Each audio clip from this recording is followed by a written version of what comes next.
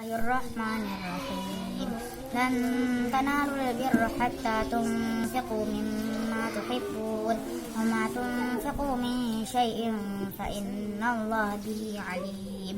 كل الطعام كان حلا لبني إسرائيل إلا ما حرم إسرائيل على نفسه من قبل أن تنزل التوراة.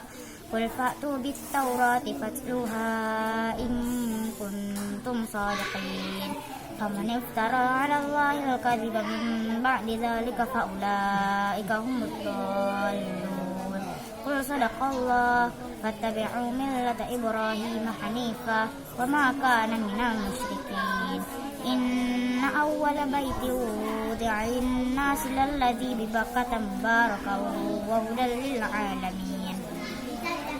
فيه آيات بينات مقام إبراهيم ومن دخله كان آمنا ولله على الناس حج البيت من استطاع إليه سبيلا ومن كفر فإن الله غني عن العالمين.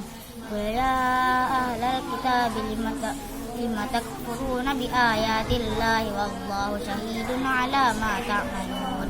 قل يا أهل الكتاب لم تصدون عن سبيل الله من آمن تبغونها عوجا وأنتم شهداء وما الله بغافل عما تعملون.